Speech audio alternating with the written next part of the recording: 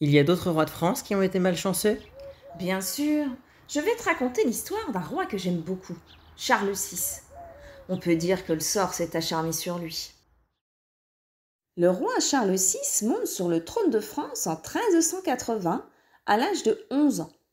Il épouse Isabeau de Bavière 5 ans plus tard. Charles VI a un des règnes les plus longs de l'histoire de France. Il reste sur le trône durant 42 ans. En 1392, il a du mal à se remettre d'une maladie qui lui a fait perdre ses cheveux et ses ongles.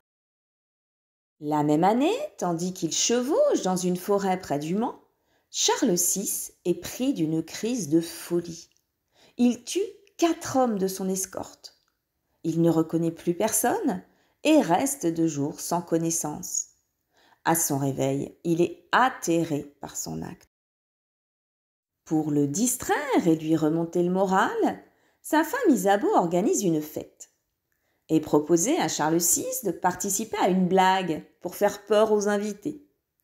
Le roi et 5 jeunes hommes de son âge se déguisent alors en sauvages.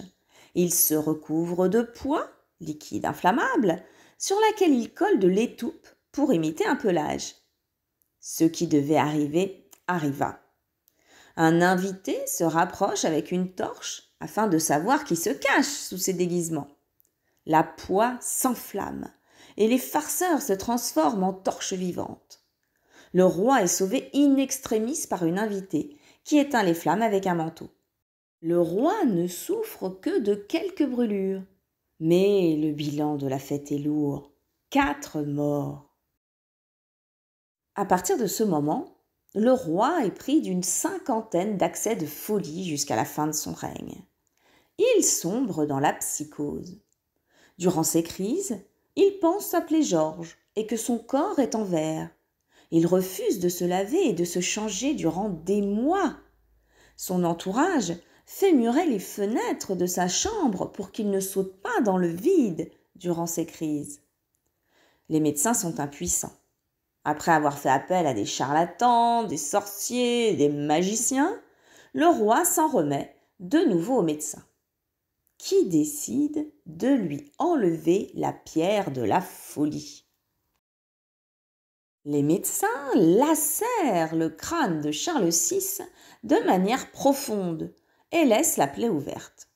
Leur but est de permettre au mal de s'échapper par cette plaie. Bilan, le roi est toujours psychotique, mais il souffre beaucoup. Charles VI meurt en 1422. Durant ses 42 ans de règne, la folie se sera installée à la tête du royaume de manière intermittente, mais de plus en plus régulière durant 30 ans. Ce roi est connu depuis le XIXe siècle sous le nom de Charles VI le Fol. Mais à son époque, il était appelé Charles VI le Bien-Aimé. Son peuple était compatissant envers les douleurs de son roi. Il considérait que les accès de folie qui torturaient le roi étaient une manière d'expier les péchés du royaume. Le pauvre homme, on se demande ce qui était le pire, être captif de ces crises de folie ou être aux mains des médecins de l'époque. Je crois que les peintres étaient d'accord avec toi. Selon leur tableau, ils avaient l'air de penser que le plus fou des deux n'était pas le patient.